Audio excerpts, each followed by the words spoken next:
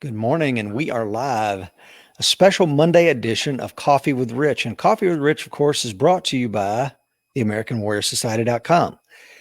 We have everything to meet your self-defense needs. Check out the AmericanWarriorSociety.com. Want to learn how to fight inside of a vehicle, in and around a vehicle? We got you covered. You want to do a Brazilian Jiu-Jitsu, white to blue belt? We got you covered. Weapons retention, carbine, everything for your self-defense needs. Please check out AmericanWarriorSociety.com. And today we are joined by Dan Schilling, author of many books, and we're going to talk about most of them. But his newest book coming out this summer, The Power of Awareness, you're definitely going to want to check that out. So as we're waiting for folks to jump on, I am going to talk about our sponsors real quick. If you're listening to today's show on a podcast later or in the days and weeks to come here on our Facebook channel, thank you for joining me. If you're checking us out on YouTube, I appreciate it also. Guys, I wanted to say right quick that we're very excited to have Dan. Dan, let me read his bio quick. Dan Schilling spent more than 30 years in the military, primarily as a combat controller and special tactics officer. Though he proudly started his career as an infantry grunt, and I'm sure we'll dig into that briefly, his numerous combat and clandestine deployments have taken him around the world and include Operation Gothic Serpent, properly known as Black Hawk Down, from the movie and the book bearing the same name. He later founded and then served as the first commander of 2 Special Operations Squadron, one of which his name and purpose remains classified to this day. His final military assignment was with JSOC, Weapons of Mass Destruction, U.S. Interagency and Intelligence Community Director.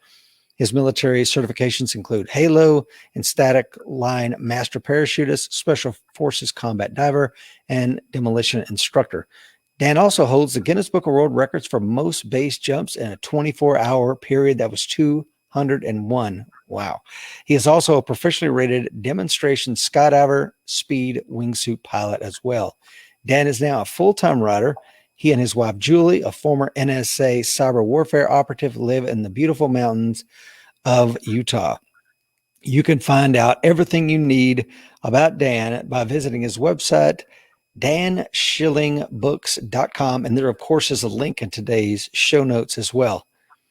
Let's see this morning, Dan, we got Ty jumping on. Will is on. John Shriver from Yukon, Oklahoma, coin number 1919. If you want to find out what a coin number is, you're going to have to check out the American Warrior Society. Tiny Azan says, good morning from Brunswick, Georgia, taking a break from cutting barrels. Glad to have you. Dan, good morning and welcome to the show, sir. Rich, thanks for having me on, man. I'm happy to be here. Yeah, I'm really excited, man. I guess right out of the gate, I got to dig, as a former grunt myself, I got to dig into your 11 Bravo background. Oh, man, that's how I joined the military because the girl I was dating at the time reached into my chest, grabbed my heart, and went and pulled it out. And I was looking for something else in life. And I met an Army recruiter who said, we will pay you to jump out of airplanes. And it had never occurred to me in my life to want to jump out of an airplane. And I just thought, man, that's kind of hip. And it turns out, parachutes are what make me tick in a lot of ways through the rest of my life. But yeah, I was an 11B for a few years, humping a ruck in a 60, and I enjoyed it. I liked being a grunt. And then I found my way into combat control, and that put me on a whole nother path, obviously. Yeah, and we'll dig into that in just a moment. PJ Tahoe is on, a former Air Force officer. Good morning, PJ, and a retired FBI agent. Guile is on from the Philippines. Good morning, Guile. Please like and share. We're just getting started with an amazing show today with Dan. So you were 11 Bravo for a while in the Army, and then you cross-decked over to the Air Force to try out combat control. What was that like? Were you out for a few years, or did you immediately go over? No, I went on a TDY. I went on a training trip with some combat controllers, and we were doing stuff I had never seen as a grunt in the 80s. We were doing blacked out landings with MC-130 Talons, MVG stuff, and all this kind of thing that I'd never seen. And the guy who got me into combat control on that trip, we were talking about, hey, we're Halo, we're scuba. I was like, in the Air Force? What are you talking about? And then he said, and we get pro pay. I was like, pro pay? What's pro pay? And he said, that's cool guy pay. And I went, I'm in. I want cool guy pay. And so what I did is I found an Air Force recruiter talked about, because I was in the Army, and to get out of the Army in the Air Force was not a high probability transaction. So I did everything with the Air Force, had it all lined up, and the Air Force recruiter, who was really switched on, said, "Here's the paperwork. If you've got this and you can get it signed, we'll get you in the Air Force."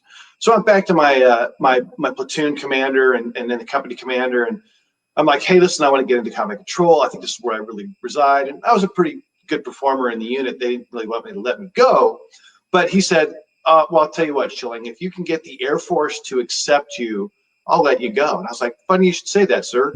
Slid the paperwork across the desk, and he was boxed in, and I got out of the Army and into the Air Force with no break. And that's how I got into combat control, was so I fudging that. I not fudging, I guess, but I just outsmarted him, I guess. And man, that's where I found my home. The great thing about being a combat controller is this: you get to work with the best people from everywhere in the world.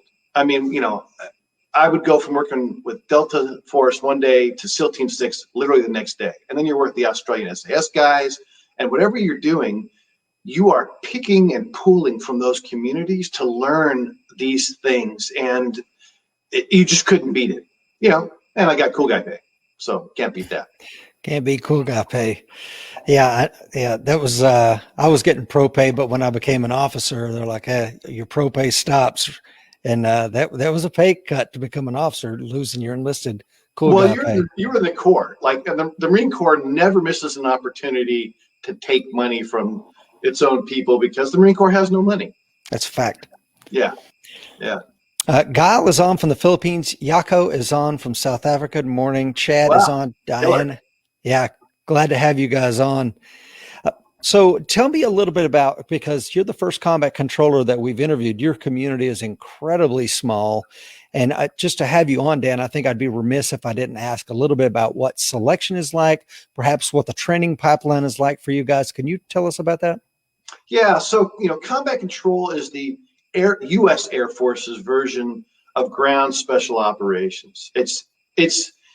For the service, it is the equivalent of, SEALs for the Navy, and then whether it's Rangers or Green Berets in the Army, without getting to specific units like Delta Force, which is separate and it's comprised of Rangers or Green Berets and that sort of thing, and SEAL Team 6. But really what differentiates combat control from the other special operations forces is a couple of things. One, our training pipeline is longer and more mentally demanding. It's as physically demanding as everybody else. You go through scuba school and Halo school, and you patrol, and you shoot, move, and communicate kind of things. But the communication aspect is really what they bring to the table in a way that other people can't. So the Joint Terminal Attack Controller Certification, JTAC, the ability to call in airstrikes as an individual, you can do that as a SEAL or a Green Beret, and you can get that certification. But nobody has the sophistication and the emphasis on that choreography of wielding three-dimensional airspace with a point on the ground under the most dire circumstances. Combat controllers can do this like nobody else in the world. And what's decisive in the modern battlefield on a regular basis is the ability to apply precision air power on that spot on the globe when it has to be there without fratricide. Nobody does that like our guys do. The other thing that's really interesting that makes combat control unique is because we're all trained air traffic controllers. You go through air traffic control school, and that's one of the things that allows you to be that four-dimensional space, master, because we really do think in four dimensions. It's a differentiation between us and other people on the battlefield. I really learned this in the course of writing Alone at Dawn, my last book, the one that we're going to make into a movie this summer, was that, in a gunfight, if you're a 0300 or 0311 Marine and you're an infantry guy, you're really in a gunfight, you're thinking in two dimensions. You think, near and far, left and right, because you're making a kinetic connection between you and the bad guy.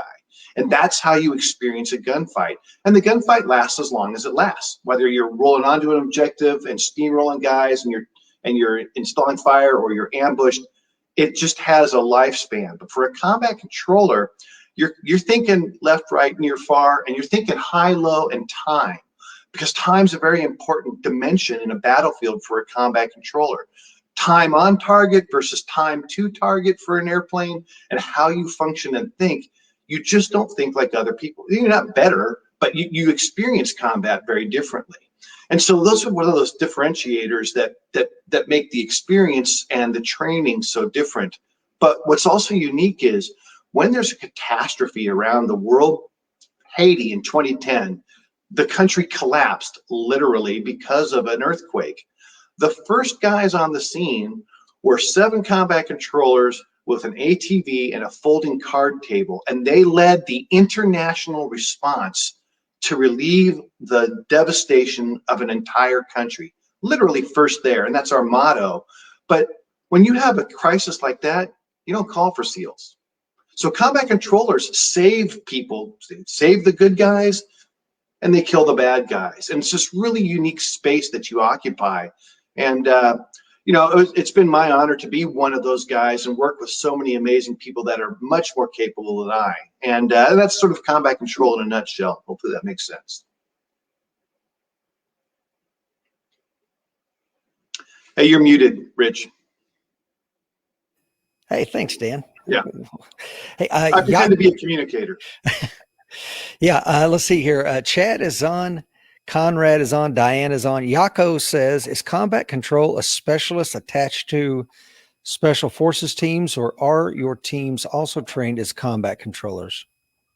Well, so I think your question is, we are typically fielded as individuals. We get attached to a SEAL platoon or a Special Forces ODA or a Ranger platoon or an SAS troop. And so we train as a team, but the irony of combat control is your experience as an individual. You go out and roll with somebody else, somebody else's culture, somebody else's tight-knit team, and you have to integrate yourself. And it's a great question to ask, because it forces you to be very socially adaptable, and you have to orient to other people's cultures very quickly, and you learn to subordinate your ego, because you can't be you're not trying to be the alpha dude anywhere, because that doesn't integrate you into anybody else's culture. So you're in this space that there's a lot of pressure on you, because one of the things that happens in combat for a combat controller is you kill the bad guys. So here, Uday and Qusay Hussein, Saddam Hussein's kids, 2 guys who deserve to die terrible deaths because they were just, pardon the term, assholes. And so when they were killed by Delta Force, it was like, oh, Delta Force killed those guys with some airstrikes, but they didn't. It was the combat controller, whose name is Mike, who killed those guys. So when you call in the strikes that win the day, it's like, yay, team, we all won. And most people take credit for your work, and that's just our lot in life. But what happens when things go bad? They hang you with the mistake. Oh, the combat controller did the thing where the bomb went off track, and it's his fault, not our fault as a team. And it's a really heavy burden. It's a really lonely existence for a combat controller. But at the same time, man, if you like that kind of challenge and responsibility, it's one of the ultimate jobs. Yeah, and in combat and Desert Storm, I was on a fire support team, and we had an air officer that was a JTAC. I don't even know if they called them JTACs back 30 years ago. It didn't exist then. Yeah, I didn't think so. But he was controlling the air, and I remember the complexity of having this wedding cake, an upside down wedding cake, they called it back then, of airspace. Of airspace. And he's controlling, like, this plane is, I got 2 AV-8s, they're whiskey on, and we're sending them back. And then I got 2 more, whatever, F-18s. And there's the complexity, because I was there to control the artillery and the mortar fires as a forward observer. But I remember the complexity that officer and his radio operator had to contend with, and it was mind-boggling.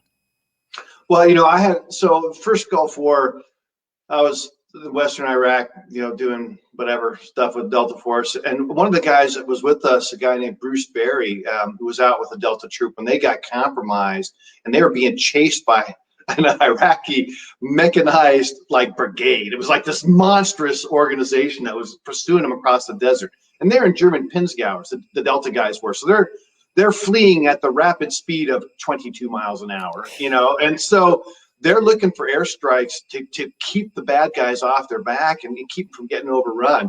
He had so many aircraft. He had like 27 aircraft. I wrote an article on it once, but he had them stacked at 2,000-foot increments, and he was bringing them in from under at the bottom of the stack. And his ability to do that while also being on the fly, not having had any sleep, at a time when GPS was this amazing thing, nobody had them but us at that time. It was brand new, and he was doing all that on the fly, saved his entire troop, killed the bad guys, won the day, and it worked out. But it was his training as an air traffic controller, ironically, not his ability to shoot a gun or even really talk on the radio, and maintain the calm around all of that, dire situation. Yeah, I've heard you mention in another podcast, Dan, about how a combat controller is truly, these are not your words, they're my words. I think you called them the most lethal combatant in the battlefield, or something, words to that effect. And I would say it's almost like they're gods. I mean, if you took one of those people back, I mean, you're calling down Thor's hammer on the enemy, literally. And I remember it might have been in Horse Soldiers, the book, where a combat controller, he's got B-2s overhead, and they're trying to impress upon the Afghanis that, we can do whatever we say. You can't see these planes, but I can make a bomb go off right over there. Watch this. And it just blew everyone's mind. Well, that guy you're talking about's name is Calvin Markham. We're such a small community. Like when you go back into the wars and the different places we've gone, typically you either know the guy or you know the guy who knows the guy. We're that small. There's only a few hundred. And one of the things I point out in my last book, and one of the reasons I call combat controllers the deadliest special operations force in the history of human warfare, isn't because we're better than like a SEAL or a Green Beret at patrolling, or I can jump at 25,000 feet and I can land right on that target at 20, at 0 dark 30, and it's pinpoint accuracy. It's that you kill more people on the battlefield than anybody else as an individual. So the guy you're talking about, Calvin Markham, his first 26 days in combat at the beginning of the America's longest running war, which is about to wind down, he killed 3,500 guys in his first 26 days in combat. Okay, you don't know anybody as an individual, like a SEAL or a Green Beret, who's killed that many people. That was just his first deployment. He had 11 deployments, I think. He killed so many bad guys, and that's what makes them so valuable. Is like, listen, you got to, on a battlefield in a gunfight, the objective is to kill the other party. Well, how do you most effectively do that? It's not a crew-served weapon. It's not an M4. It's precision air power on the modern battlefield. And the guy who can kill more people than anyone else is a combat controller. And let's talk about that gentleman real quick. I didn't remember his name from the book, and I don't remember if they used his actual name, but the thing that was most impressive to me was his maturity, because I think he had a special forces major that was like really wanting to impress the Afghanis, the Northern Alliance, and the Northern Alliance is going, you see those guys massing on that hill? They're Taliban, wipe them out. And I remember that, I think he was a technical sergeant at the time, and he's like, no, sir, I'm not doing that. I can't identify those people. This guy could be trying to settle an old score. So to have the maturity to speak truth to power, because he respects, I mean, the judgment of that young man was just incredible. He could have easily went, sure, yes, sir, we'll do that. But he didn't. So he respects the lethality that he brings to the fight. Well, and it's a lonely responsibility, because you know what, you're probably the lowest ranking guy on the team, because the only people who promote more slowly than the Air Force, I think, is like Coast Guard. So you're always the lowest ranking cat out there, and you've got to go against or stand up for what you think is the proper use of force to that mission commander you work for, who's telling you, I want you to do this. And when you say, sir, I can't do that, man, you have got to be a confident person. And we really instill that in our guys, and we select for that as well. But, you know, we'll talk about this later in the podcast when we talk about some life and philosophy things. But in my experience with combat controllers, they're really reflective. It's kind of a thinking man's special op, because you kill those people and they didn't deserve to die. You have to live with that. man, that's one of the things that troubles me in my life. And so that's a really heavy responsibility because, again, you know what? If he had called those airstrikes and it turned out that was a mistake, you know who they were going to hang with it? Him, not the mission commander who said do it, who is even leaning on him to do it. And he's like, I'm not doing it. If he did it and it was wrong, he hangs, not the commander. That's right. That's just the way it is. And it's a really heavy burden. Yeah, it is. And I want to switch gears here, Dan, and talk about something that you're famous for. You're mentioned many times in Mark Bowden's excellent book, Black Hawk Down, A Story of Modern War, where he kind of outlines Operation Gothic Serpent, or the Battle of Mogadishu, the Battle of the Black Sea. It goes by a lot of different names. You were there on the ground, sir. Can you tell us a little bit about your involvement in that mission? Yeah, I was a combat controller at the time. And when we first were going to go over there to Somalia, which was a humanitarian effort in the end, to me, that mission, tragedy that it turned into in some respects, not from a mission failure, because the mission was 100% successful, especially on the mission that everyone knows as Black Hawk Down. We rolled out to get some bad guys from the middle of their stronghold in the middle of the day, and we did it. 100% mission success. It cost us 18 guys, several helicopters, a bunch of vehicles, and we killed like 1,500 people. But the mission was a success. So at the time, originally I was with Delta Force, and it was going to be a B Squadron mission, and then Alert chained over and it became a C Squadron mission, so I was off. And then my boss said, hey, we're going to bring Rangers on to this mission now.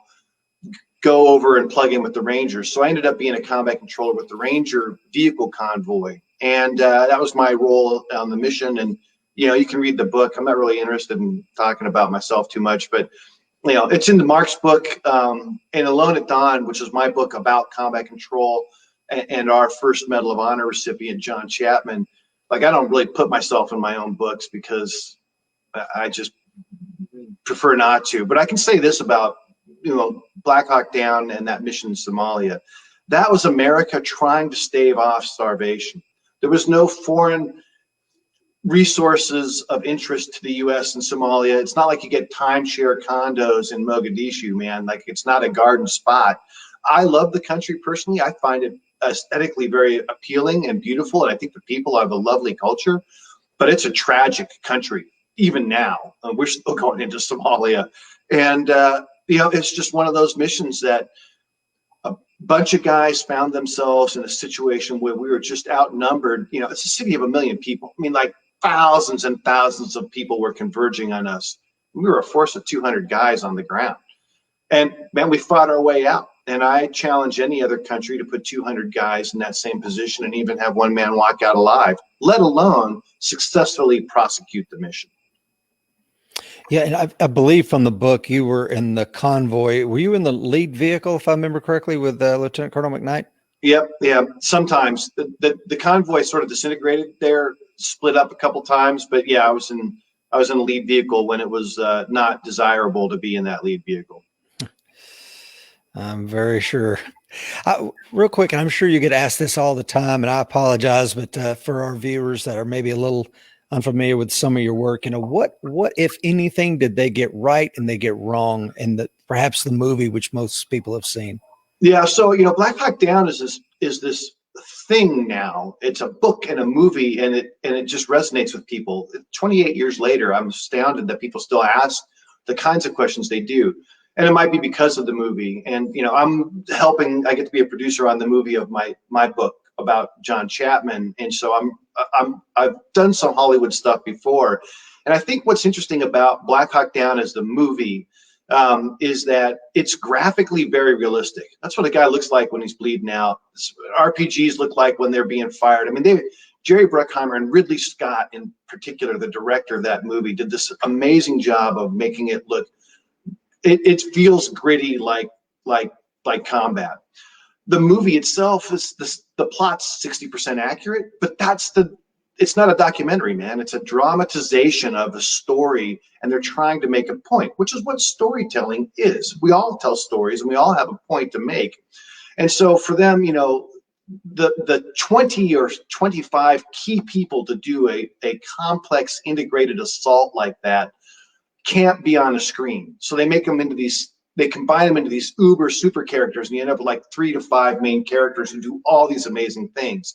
So it's not accurate, really from a factual standpoint, but the gist of it is good. And one thing I told Jerry Bruckheimer, and I'm grateful to him for to this day, the producer of the movie, is that Hollywood in the past always made military guys like us, we're either mindless automatons, you go out and kill, and it's like, you're just this guy like Rambo or whatever, or you're so devastated by your experience that you're a shell of a man. And neither of those things are true for people like me, whose job it is to go out and do that. Like, you're really resilient people, and this is what you do. And there's a cost, but you can persevere and you can succeed in life after that. And that's an important thing to remember. So that's sort of, Black Hawk Down is kind of this thing. And, now I'm making another movie and Jake Gyllenhaal is going to be our movie star. So, I've learned in Hollywood, you have to sort of navigate that space and help them where you can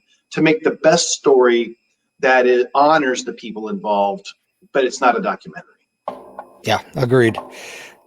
I was an instructor at the School of Infantry at the time of what happened in Mogadishu, I think in October of '93. And I remember when the image of the American soldier or airman, whoever it may have been, that was being drugged through the streets. His name's Tommy Fields. Yeah. And I just. Or Bill Cleveland. It's one of those two guys. Yeah. I rushed out to a printer out in town. I think it was in Newsweek. And I said, blow this up as big as you can. I took it and I put it as a poster inside the barracks. I'm like, this is the world you guys are about to enter. It's ugly and dirty. And, when we train here, we're going to train hard because this is where you're heading. And so it was very powerful for me. And if you remember, Dan, right after the battle for several years, I think one little tiny book came out about it. Cause I'm like, we need to study this. There's a lot of lessons to be learned that were paid for in blood. And I just didn't see the Army getting in front of it. So thank God that Mark Bowen put that book together so that we can learn from that. It's a definitive book. It is the definitive history of that. Unlike the movie, it's very factual based and very accurate. And that's how I got interested in writing, is I got to help Mark with his book, and it is his book, but I helped him with a couple of chapters and, connected some dots and did some things with him. And I realized the importance of chronicling something like that, because the Army buried it. They didn't want to talk about it. And so all the valuable lessons learned that you point out, Rich, that matter. The modern Cry precision uniform, the blood clotting bandage, both of those things are traced to that one gunfight, amongst other TTPs that we relearned about urban combat that guys in Vietnam knew. Like if you were in Way in '68, during Tet, like you understood urban combat. We had to relearn on the street in a matter of hours. And those lessons became much more valuable in Ramadi and these other places later on that helped America prepare. And so the book itself had some value, and the soul searching and the TTP evolution is really critical. Well, and you and Matt Eversman wrote a book on the subject as well. Yeah. Is that correct, Dan? Yeah, we did a book. It's basically how we spent our summer vacation in Somalia, and that's the only time I've written a couple articles in that book, and it's now like I don't really prefer to talk about my own combat experiences. I think I did it okay, but I stand in the shadow of giants that I know who've come since me, even guys that I trained to be combat controllers, who've done things that are incomparable. I couldn't do. I don't know, but I just feel like I prefer to talk about other people. Yes, sir. Speaking of your book, Alone at Dawn, which as you said, is soon to be made into a major motion picture starring Jake Gyllenhaal, I believe. It details John Chapman's incredible bravery on a 10,000 foot mountaintop almost 20 years ago. What I would ask you, Dan, is what do you hope most readers take away from your book and John's incredible sacrifice? Well, for me, the book, and I did the book with John's sister. She's my co-author, and her job is to talk about, John's life and some things like that. And for me, it was a parallel story. It's combat control was not in the public realm. People don't really know who combat controllers are. And I wanted to fix that. And I saw this opportunity to merge the parallel arc of John's life, which was cut short because it was only gunfight. He was in one gunfight in his life, and he saved 23 guys, and he earned our nation's highest honor, which is the Medal of Honor, with a parallel arc of the evolution of combat control, so people could understand who John was, in addition to his heroics, and what made him different, and the guys that do this kind of job. So that was really sort of my goal there. And the takeaway, I think, for people is to come away inspired that there are people like this who will do things for others that are so selfless. Even people he didn't know. He saved the lives of his SEAL team unquestionably when they first landed on this top of this mountain in a place that turned out to be somewhere they shouldn't have gone. Then when the SEALs left him for dead and John's mortally wounded and he's in the process of dying, he received 16 gunshot and shrapnel wounds in addition to the hand-to-hand combat that he survived. And at the end of this hour-long experience, and he's mortally wounded, he's dying, he's bleeding out, it's going to happen. He hears a helicopter laboring up to the, as you said, top of this 10,400 foot peak.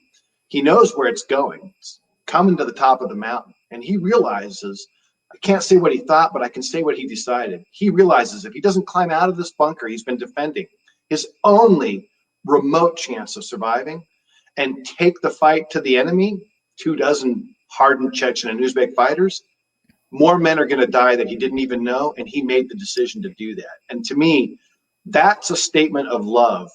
That's a love for other people. And love isn't a term that's used in combat very much, but I use it a lot because of how I am philosophically, and also how I interpret battlefield courage.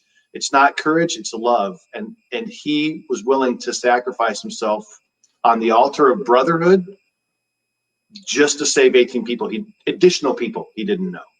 And it's an emotionally very moving thing. If you Google First Medal of Honor, you'll find a YouTube video that I created that is comprised of the AC-130 gunship and Predator drone footage of John's actions. And it is a very moving video, I think.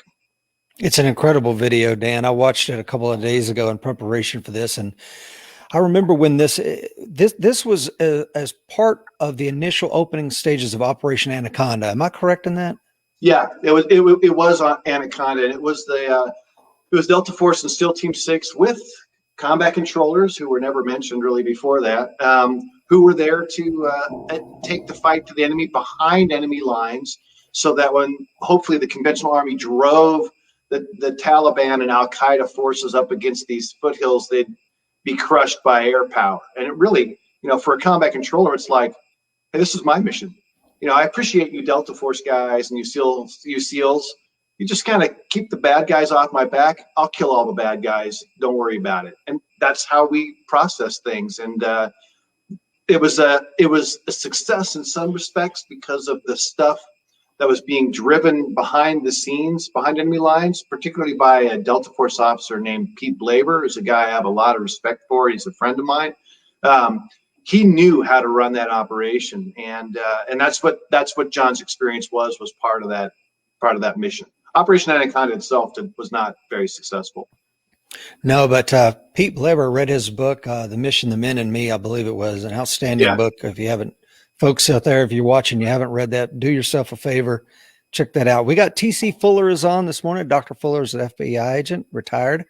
James is on out there in a large metropolitan police agency. Maybe you're watching it from your cruiser today, James. Chad is on. Good morning, Chad, former Army Special Operations guy. Please like and share. We are just getting started with Dan. I want to go back to, for those of you this morning that have never done any climbing at or above 10,000 feet, I can tell you it is taxing if you're just walking with no kit on. And if you watch Dan's video that he put together on YouTube, and I'll put a link in the show notes, what you will see is John Chapman, full kit. I'm assuming, Dan, with what, 40 plus pounds on his body? Yeah, fortunately, for the event, he had stripped down his reconnaissance ruck. All the SEALs and John did, because they were going back to rescue the SEAL who fell out of the helicopter. So he's still, he's packing weight, but he's packing less weight than a combat controller usually does, which is about triple digits. Yeah. But he's post-holing through the snow. And I haven't read the book, but I'm just putting myself in his shoes, having been in those situations, in the face of the enemy, advancing on a bunker thousands of miles from home. I mean, like you said, and the amazing thing about it, Dan, is it's his first gunfight. This is it. Now he'd been training his whole life, Sure. and he'd done this stuff, but it's the same for the SEALs he was with. You got to remember, they hadn't done a whole bunch. These were red snipers from 6, and it could have been some guys who'd maybe been in Panama or none of them went to first Gulf War. SEAL Team 6 didn't go to the first Gulf War, and so everybody's really in it for the first time. But they're really seasoned, well-trained, the best operators in the world. The SEALs and John, these are the best that we have at the time. And they just were untried because it's the beginning of the war. War had only been going for a couple months, really. Yeah. But I think those that are watching this morning, many of them are combat vets. I'm looking down the list here, and I know you are, and you can train all you want, but until that first round cracks by your head, or you see the green tracer fly by and go, what was that? I didn't even know the enemy had green tracers. It's all different. So, well, I always say that combat's a lot like sex. If you haven't experienced it, it may even sound like a good idea, but you don't really know. And then the first time you experience either one of those things, you're like, oh, that's different than I thought. And that's why there's some parallels there. I don't think a lot of people, put those two as a corollary, but I do. Well, I like that corollary, and also I've never heard it phrased that way, Dan. But I also like, and TC Fuller just commented on it, where your use of the word love. I have always felt this. I've lost a lot of friends during the GWAT, and one of them at his funeral in Arlington, the executive officer, he was the company gunny, and he said that the executive officer's Humvee was hit, and him and the XO were very close. They were workout partners and did jiu-jitsu together. And he said, here comes this big gunny running back to my vehicle, and the vehicle's still smoking. And he leans in. He's like, sir, are you all right? And he's like, yeah, I'm all right, gunny. He goes, sir, I love you, and kissed him on the forehead. And I was like, that's the Terry I knew right there. But to me, that's a cool story. Yeah. To me, that's a cool story. And I write books now for a living, and I think about stories every day, and I think that's a great story. Well, that's the man I knew. And if for those that didn't know him, maybe like John Chapman, you see the warrior, but you're missing a part of this man's dimension of who he was and the kind man he was. And I think you tell a story, Dan, about John Chapman, how an Afghan mother put her child in his lap. Can you share that with us? Yeah, it's become the iconic photo of his life, which is, this is a week or two at the most before he was killed. And they're out with the SEALs, and they're this big snowstorm. They're patrolling. They're looking for Mullah Omar. I think I should know. I wrote the book, but I can't remember who their objective was.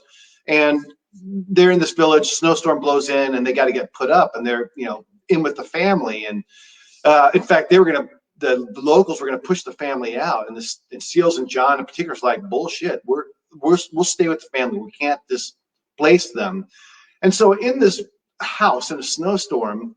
Like, I don't know how many, of your listeners and viewers have hung out in Afghan villages, but, mothers aren't in the habit of putting their toddler in the arms of a smelly American with a beard. They just don't do that. And John just radiated this kindness. It's who he was as an individual. And she just plopped this baby into his lap, and one of the SEALs happened to snap the photo of John with this child.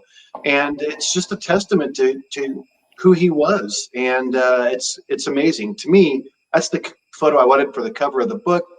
Publisher wanted an action guy photo, so that's what's on the cover of Alone at Dawn. And it fits. I just preferred that photo because combat controllers are understated people. We tend to be, in the background a lot, and I just thought it was a better photo. But anyway, it was a remarkable thing to have transpired. Yeah, and Dr. Fuller was an FBI agent attached to some Tier 1 folks over in Afghanistan, and he says, I chased a guy about 12 at 12,000 feet in Afghanistan for about 50 meters. I thought I was going to die. Not sure I've caught my breath to this day. He kept running.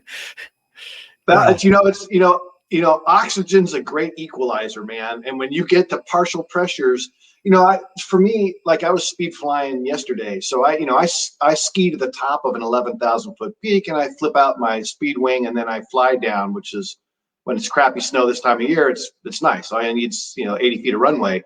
But man, I'm pushing 60. So when I get up there, I do a couple peaks in a day. Like the second half of peak number 2, when I'm hitting 10.5, like, man, I can feel that VO2. And to post hole in the snow into an enemy bunker and eliminate guys from 10 feet after you've charged straight up that hill into withering fire, it's one of the most courageous things. And I'm really honored I got to write the book that I did. I really. And the when it first came out, if I remember correctly, and forgive me, Dan, it's been a long time, but it seems like the first information that came out was Neil Roberts was dead and John Chapman was dead and the SEALs pulled out, and that was that. And then they sent another helo in, which you talked about. But then the ISR footage eventually comes out, and I believe, you can correct me if I'm wrong, Dan, but I think there was another combat controller on another peak that actually heard John Chapman's voice after people assumed he was dead. Is that correct? Yeah, he was, and they were teammates. They were on the same team at the 2-4. I mean, they were brothers in every sense of the word. This guy's name's Jay Hill, and he was 3 clicks away with Delta Force calling in airstrikes, which was his job, and he was slaying a lot of people. And in the end, not only did he hear John kept transmitting out, and Jay would acknowledge the call. He'd answer him, but John never answered back. So one of the mysteries is we don't know why comm cord was shot through, radio's damaged. We'll never know why John never acknowledged Jay's own acknowledgement of his transmission, but he was calling out long after the SEALs were dead. And they were talking about it on their summit because they were truly the only eyewitnesses to the gunfight John was in. The SEALs had retreated. They're 200 meters down slope. So they can't see anything. They were only on the summit for a few minutes and they left. So the guys who witnessed the gunfight, in addition to the gunship crew overhead, DJ Turner was the pilot there, and I talked with him in the book, and the sensor operators in the back, and then the Predator drone pilot, who I also met after I wrote the book. Sadly, I didn't get an interview him beforehand. They witnessed this stuff, but the guys on the ground, it was another combat controller who was John's teammate, and they saw the whole thing. They knew it was a red on blue fight. It was very obvious to them. So anyway, that's all part of it. I encourage people to buy the book. If you really want to learn about the story and you want to learn about combat control, I really recommend you pick up the book. You're muted.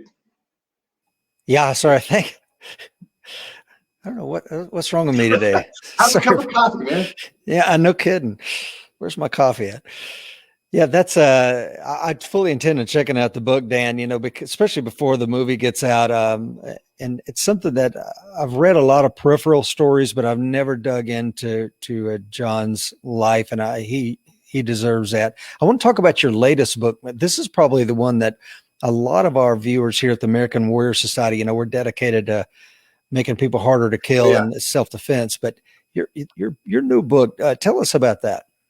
So it's over here. No, wrong side. Sorry, it's over here. And so it's called The Power of Awareness. And really, it's a complement to the line of effort that you are in. This book it's drawn from my 30 years in special ops, but it's not really, a lot of books like this tend to be centered on the individual or self-promotional. And I didn't really feel that was my approach, because everything I've ever done that was a success was a byproduct of teamwork. So I went out to CIA case officers I've known that are friends of mine, FBI agents, and some of the guys you were talking about who are running with Tier 1, will know some of the same FBI agents, and and other special operators to pull, and law enforcement, a lot of detectives. I spent a lot of time with LAPD on how to help people prevent themselves from becoming a victim. It's not Krav Maga. It's not about concealed carry. It is based on a dual foundation of understanding and utilizing your situational awareness, and listening to your intuition. And those two things really, for me, those are the keys to ensuring you don't find yourself in a bad situation. And I break it down like this. Most people say situational awareness is a thing. You should be situationally aware, and it's a term, and it's a singular term. And I don't think that's helpful to the non-professional. My objective with this book is to make something easy to understand and remember, and that you can practice, because that's how you become better. But for me, to the non-professional, it's like, hey, there is your situation, which is external. Where am I? What's around me? What's the threat? And there's your appropriate level of awareness. Am I at home tuned out watching football or a crime drama? I don't have to be, aware. Or am I in Brooklyn at 2 a.m. walking a street? Those are, my level of awareness is very different. So I break it into two components to help people understand that. And then I provide exercises in the book to reinforce that for people. But the other thing that really matters is intuition. Intuition is something that is inherent. It's in your fabric, and it has been for 1,000,000 years. And it's probably responsible for every ancestor you ever had surviving, lucky enough for you to procreate, so that you can actually, hold on a second, my computer wants to restart and do an update, and we don't want that right now. And so, every ancestor you've had was lucky enough to use their intuition to live long enough to procreate, and congratulations, here you are today, and we're all having this conversation. What's interesting is people override their intuition all the time. When I spent a lot of time talking with detectives and law enforcement people, especially detectives who always deal with the aftermath of a crime, the one constant I got all the time was victim, whoever would always say, I knew not to, ... fill in the blank. Get in the elevator with that creepy guy, walk across the dark parking lot that night because I could feel something, let the person into my apartment. They all knew that, and they overrode their own intuition. And it's ironically easier for an amateur to listen to their intuition than it is for guys like you and me. Because if I'm rolling onto an objective with Delta Force, and I say, we shouldn't go in that building, and all the other pros are like, well, we need to go in the building. Why not? I don't know. We shouldn't go in there. You are disrupting a lot of professionals. And that's a hard thing to do. And worse, say we don't go in the building. What happens? Nothing. And so they're like, well, dude, nothing happened. But that was the point. And it negatively reinforces this problem. So professionals can override it in a way that is highly devastating and consequential. But for the individual, what's the drama of not walking across that parking lot, or don't get in the elevator? So the guy thinks you're a jerk, or you're silly, because that's when women are judged unfairly by double standards. And it's like, oh, don't be silly.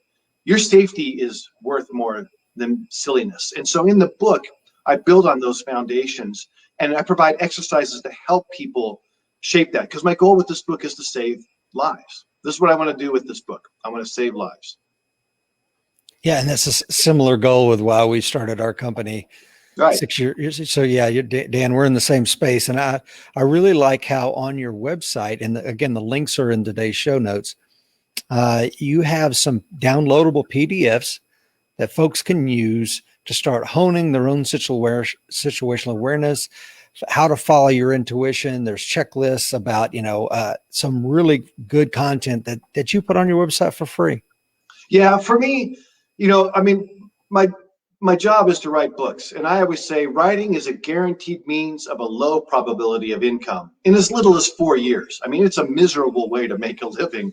But what I felt very strongly about with this book, and I had to navigate this with the publisher, was, because the publisher's there to sell books. That's what they do. And, and I'm here to sell books because I want to reach people and save lives.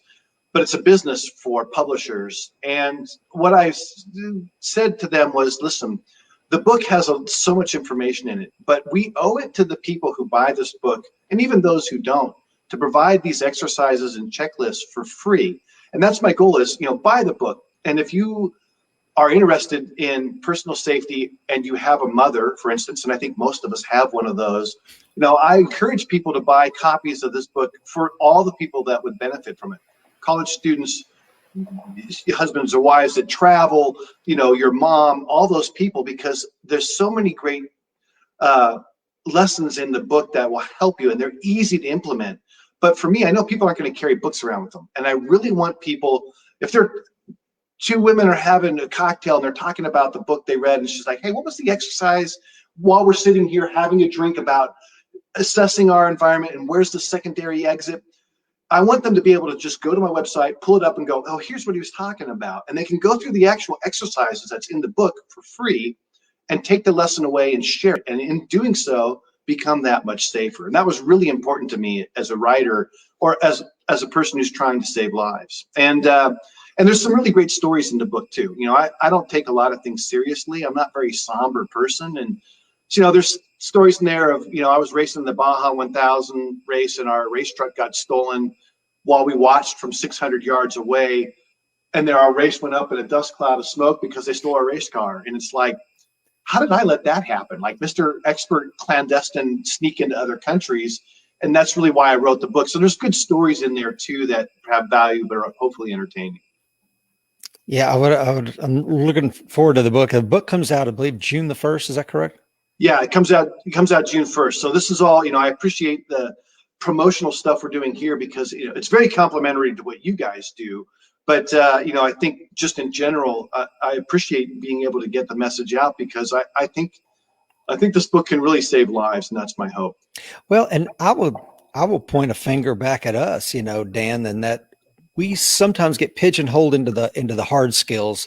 And when we're in reality, I think the soft skills, the prefense, if you will, the things that you do before you defend yourself, the situational awareness, the trusting your intuition, the pre-route planning, all the things that go into the thing so that you never have to use your hard skills is so often overlooked with our community.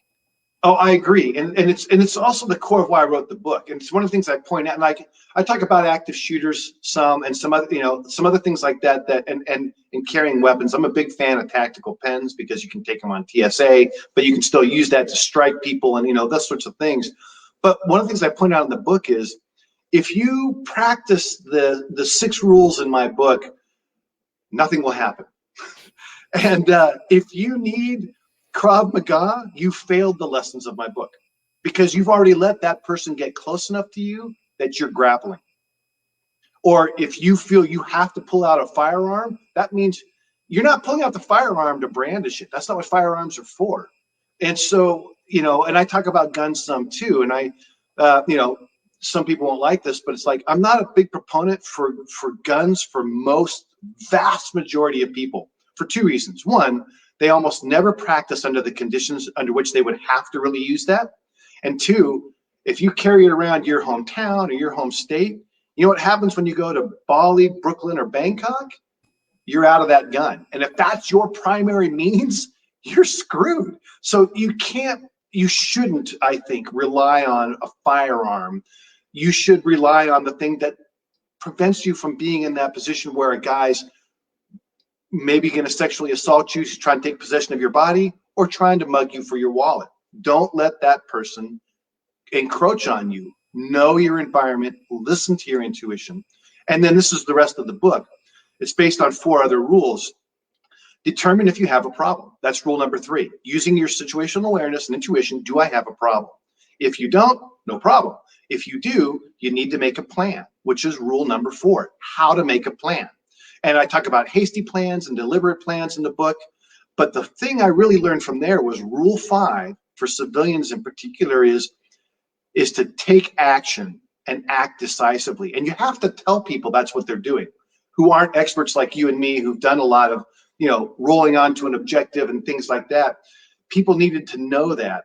And then the final rule of the book that I felt was really important is to regroup after something happens and recover. It's a division, regrouping. You and I know this. Immediately after you get out of a crisis is, am I still in a crisis? I ran away, which is a perfectly legitimate strategy.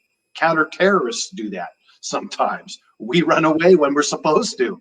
So, I ran away, but do I need to run further? do I need more help now? That's regrouping.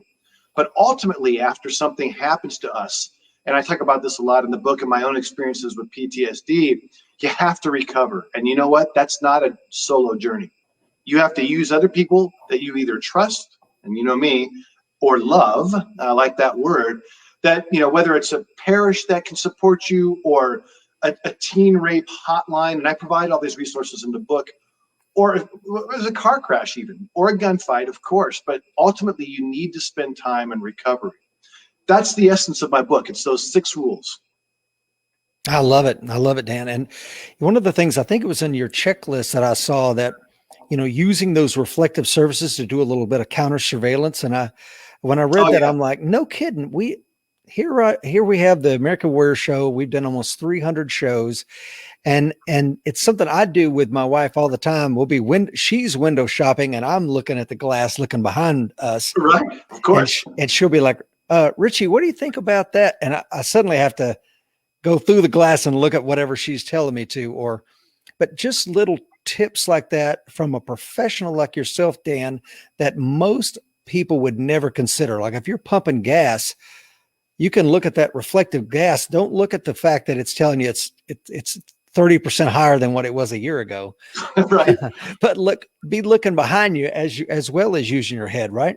Yeah. And so one of the things that I've started doing, we just filmed the first 3 videos, which I'm going to push out, and they're for free. They'll be on my YouTube channel, which is the same channel that I put the only video I've ever done. It's had 16 million views or something. Is, you know, how to use an ATM.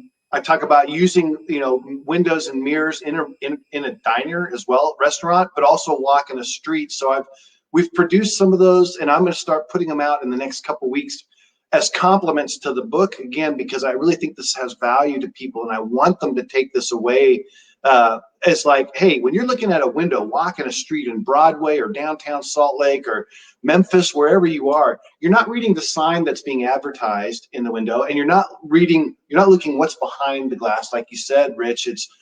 You're looking at the homeless guy that's in the median behind you, who's watching you, and maybe he's just panhandling, maybe he's not.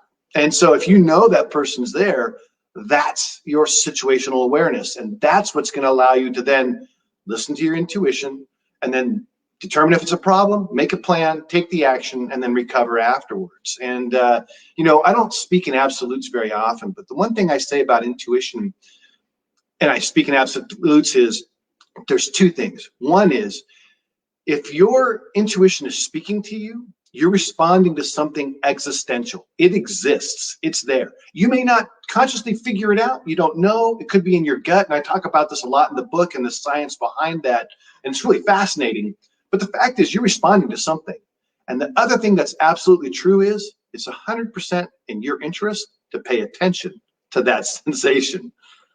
Bank on it, because it's trying to save your life. And so, you know, I'm a big believer in intuition. I've used it to save my life. Yeah, absolutely.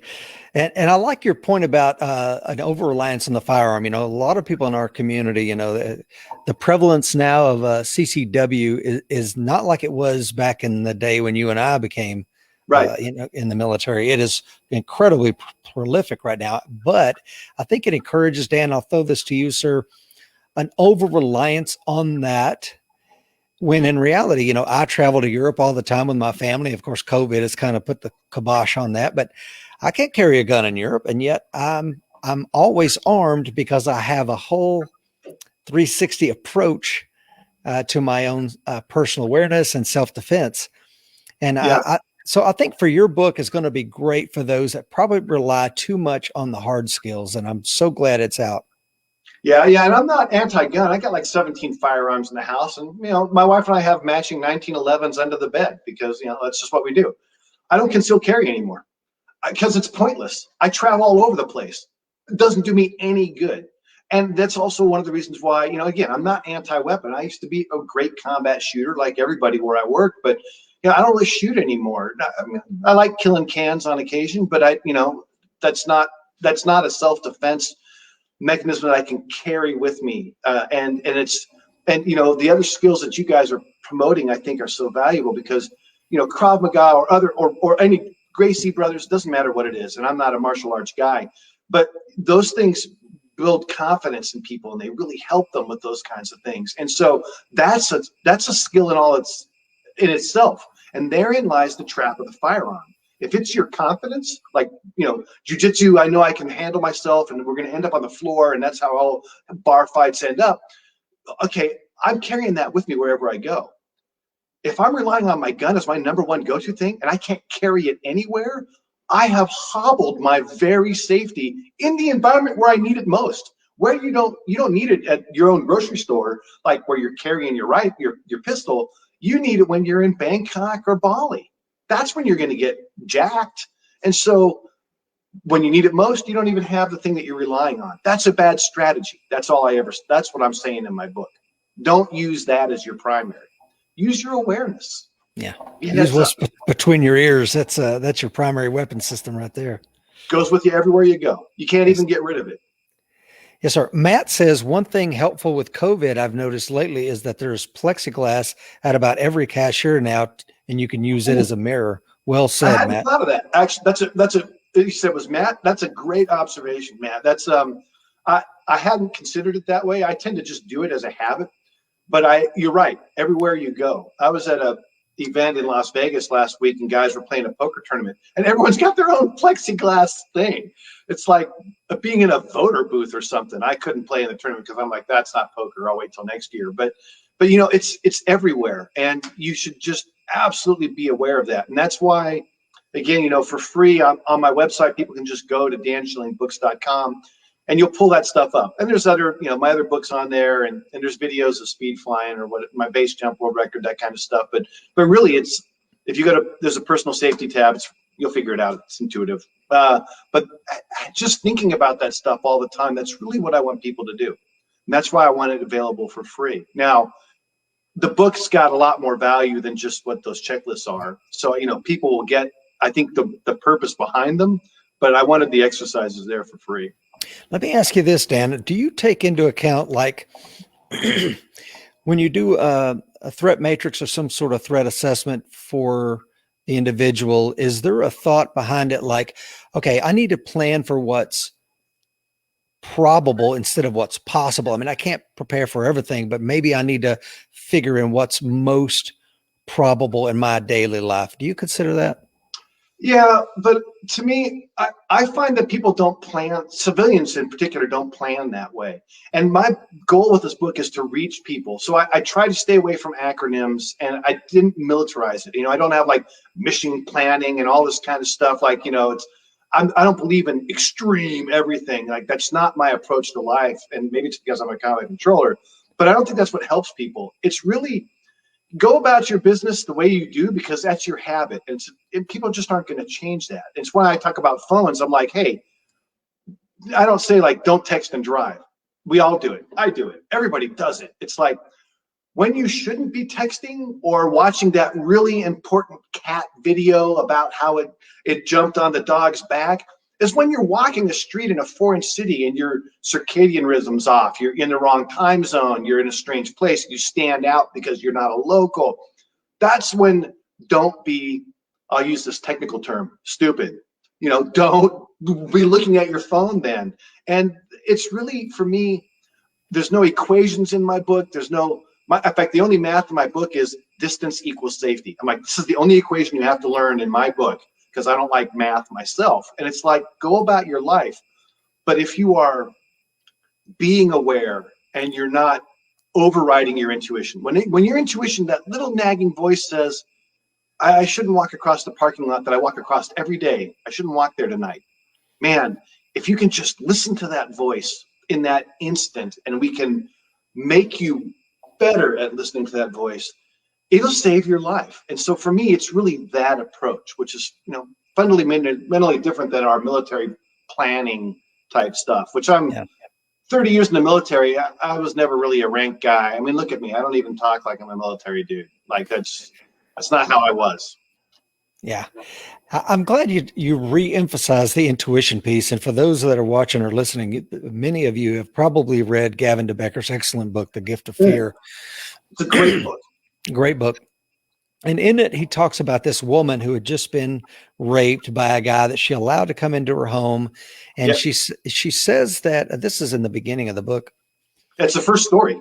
It's the first story. That's exactly right. Yeah, And yeah. and she says, I ran out when he said, "I'm not going to hurt you."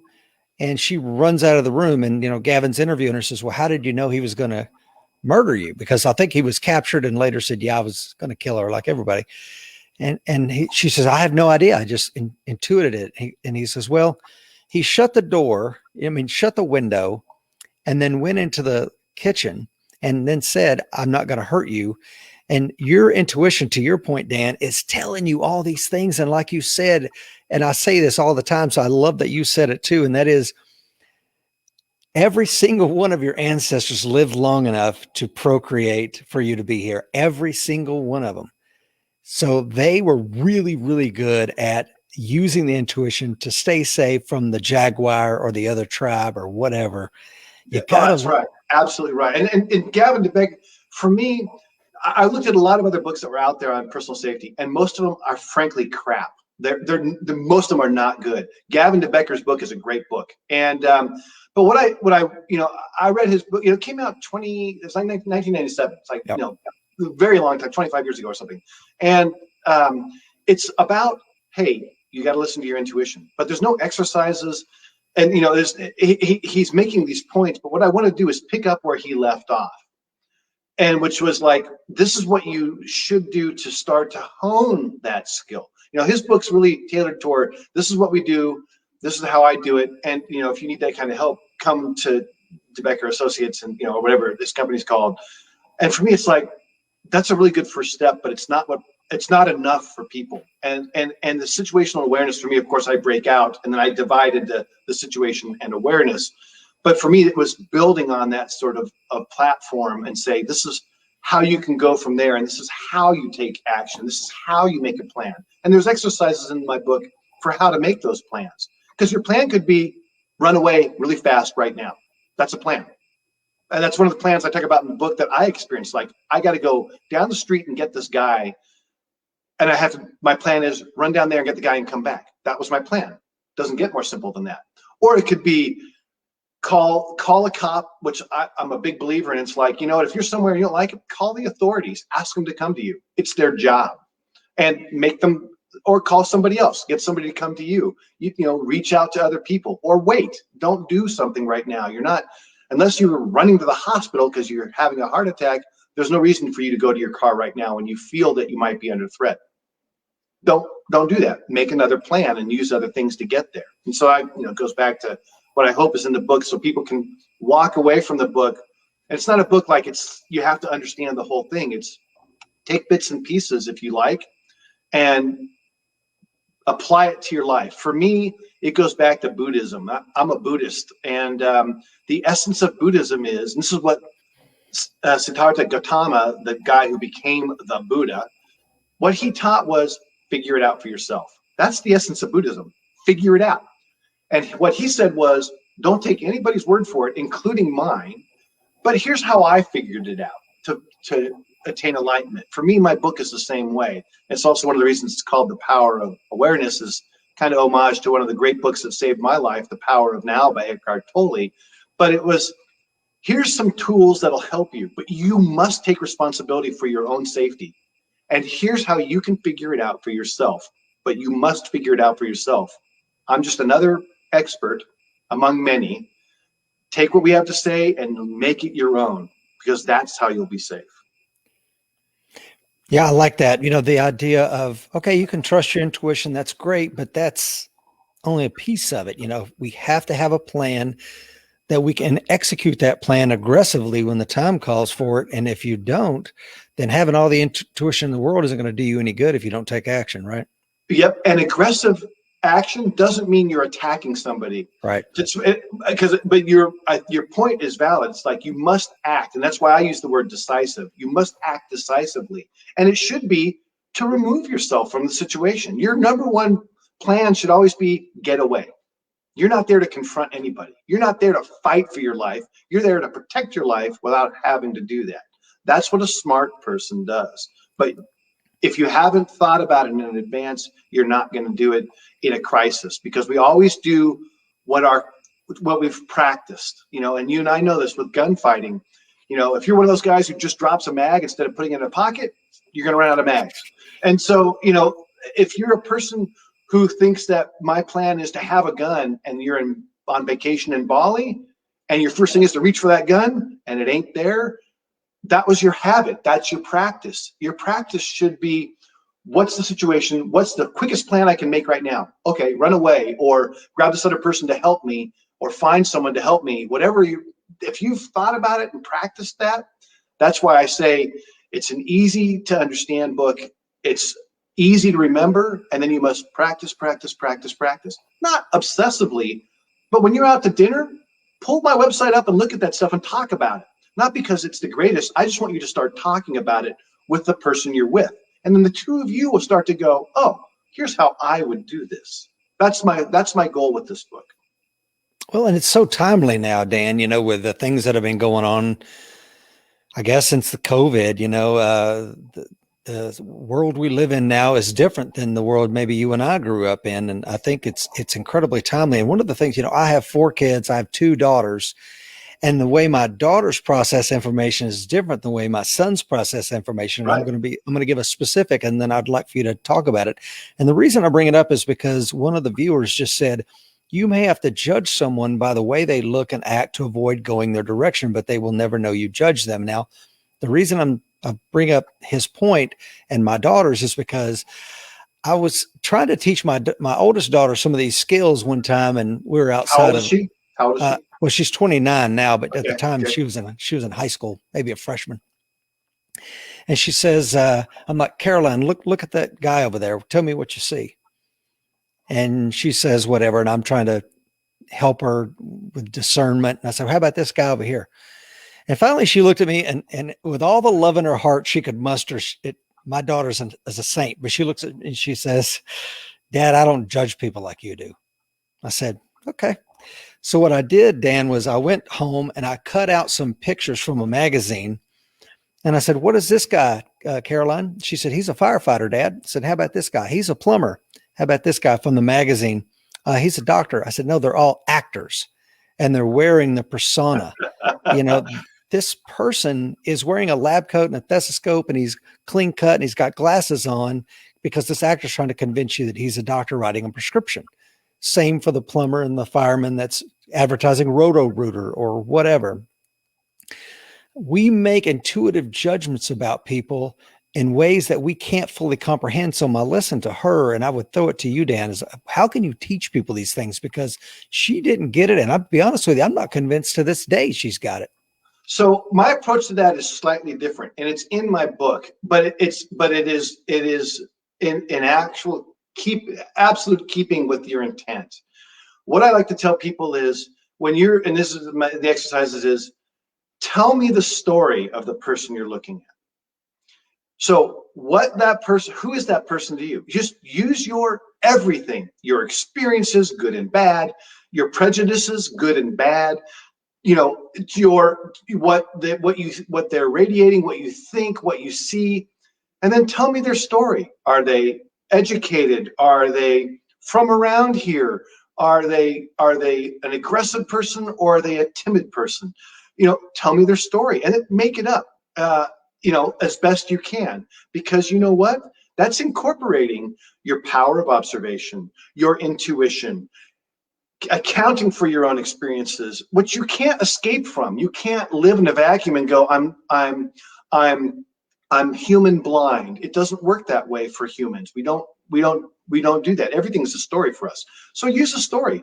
And for your daughter, it's like, this is a way to help people who aren't military, which is really my goal, is say, well, tell me the story of that person. Just how you see them. And you know what? They're going to tell you a story. And from there, you can start to pull threads. Well, is their story a happy story? Is it an angry story? Is it a sad story? Angry people are more likely to attack you than sad people. Yeah, I tell you, that's an interesting way to look at it. I like that approach, Dan. Let's get to the gist of it here. And I think that we've talked around the subject, but I want to be very blunt with you. Given your incredible background, What can the average American do to make themselves harder to kill? To me, it's the core. It's the reason I wrote the book. You're harder to kill if you are aware and listen to your intuition and prepared with in the event of a plan or of a problem, you can make a plan, because that's what's going to allow you to get away. One of the other things that I talk about is, in your home, it's prepping your home as well. I don't bog down on a lot of that, but I do provide it in the book because I felt it was important. That's the place where you spend most of your time. That's where you're least aware. And if somebody invades your space there, if you are practiced and you're ready, and you don't have to have a gun. You can have a gun if you like. I'm not anti-gun. But, if you're not ready to use that gun and you're fumbling for it and you're trying to determine if you should shoot this person, that's a lot harder than if you got a baseball bat in your kitchen, living room, and bedroom. Because you know what? You pull out that bat and people understand universally what a bat is. That's, even if you're a female who's 5'5" and 100 pounds, a bat says something. It says you're prepared to take it to that guy. You're not an easy victim. And that might give that person pause. But it's really the preparation. To be safe, you have to be prepared. For me, that's situational awareness and intuition, and prepping your home. And let's not bog down on that. But the fact is, that's how you're going to be safer, because you won't let anybody approach you. Yeah, I love it. I love it. I want to ask you this too, looking back on your life, 3 decades of using state sanctioned violence. And I make this point to not often enough, I've used all level of violence in my life, from everything from a muzzle strike to lethal force and everything in between. And the reason I'm not rotting away in prison somewhere, because it was all reasonable, necessary, justified uses of state-sanctioned violence. And you have for 3 decades, sir. And I would throw it to you, in your opinion, what is violence?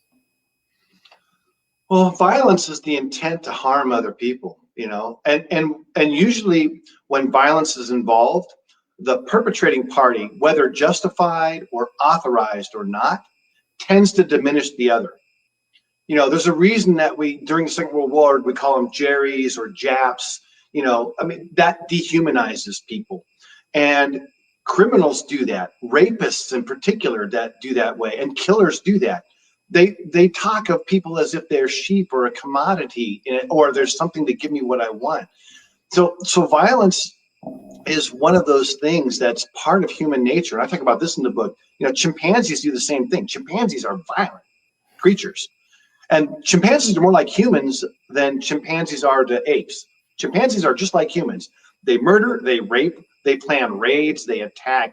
Violence, if you want to understand humans, study chimps, because that's going to give you the great case example where society and our sort of social norms and the sophistication of being a human is removed, and you get to the core of violence.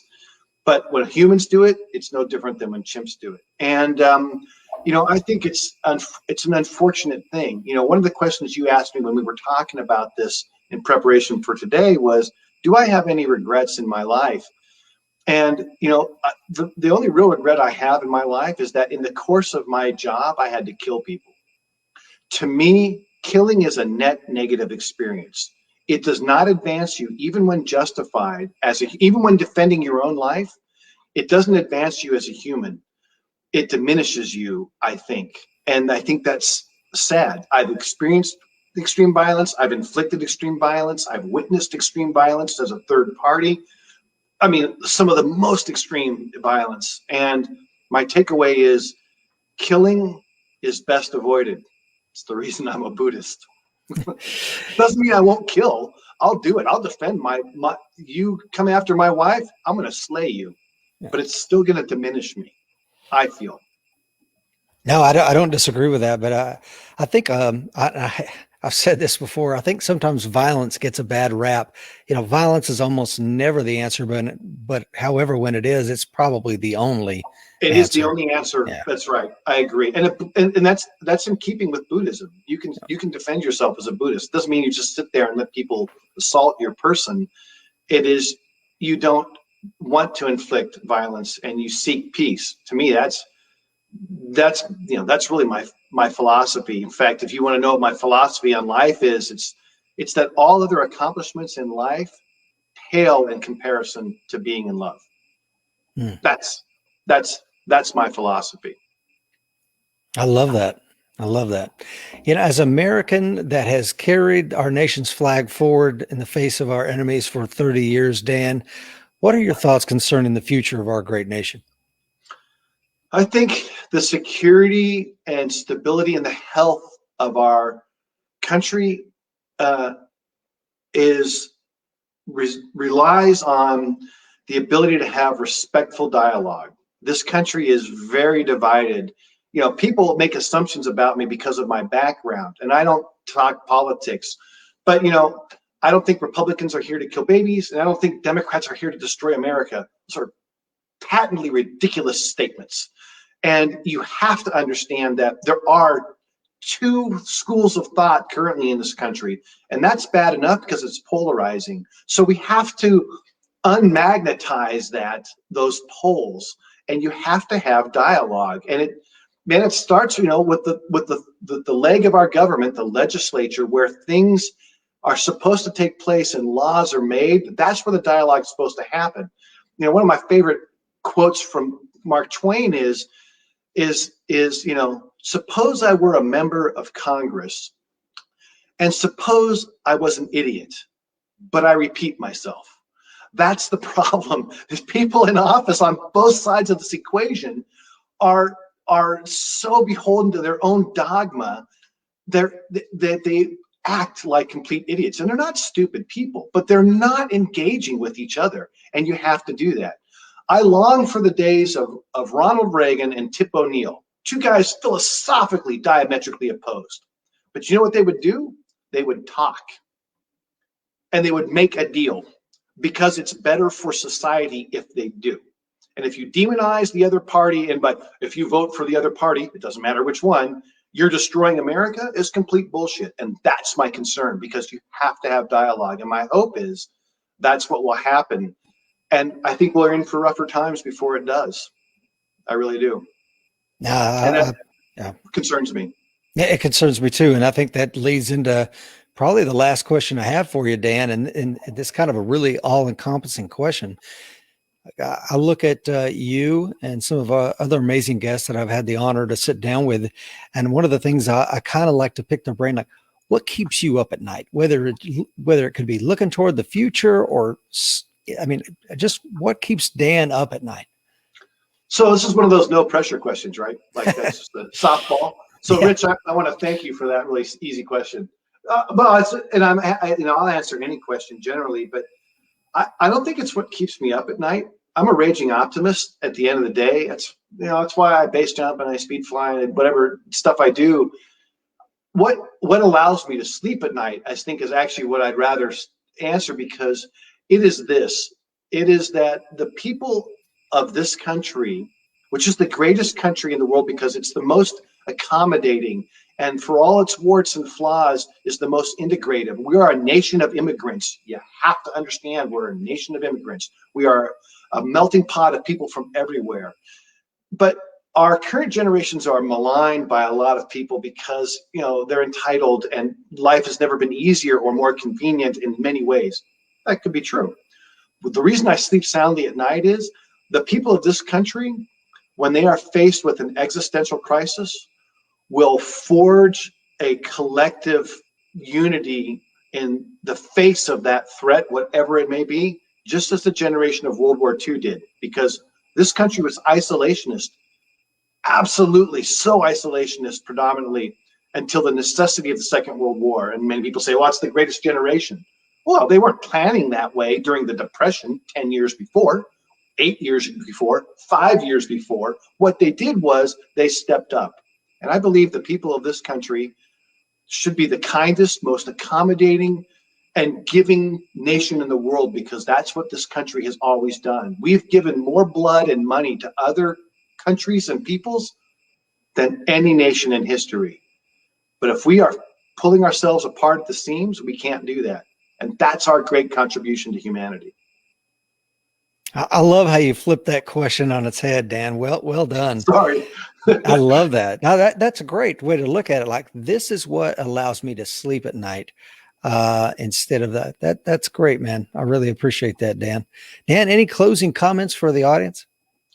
No, I think I just screw it up if I tried to add to what I just said. So I better stop while I'm ahead. Yeah.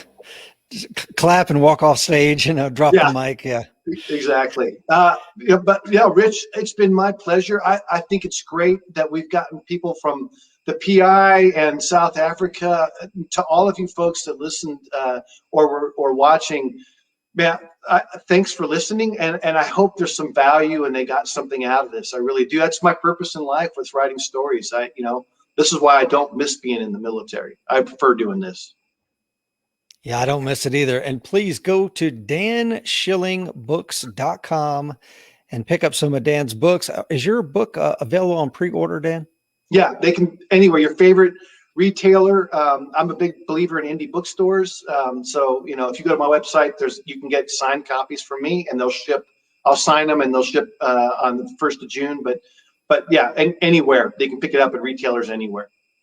Tiny says, good show, gentlemen. PJ says, thanks for your service and for a great show. Looking forward to the reads.